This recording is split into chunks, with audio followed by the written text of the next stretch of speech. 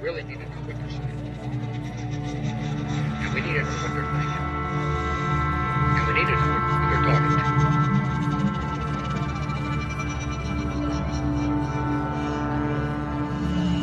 For an AI, there would be no death. Live forever.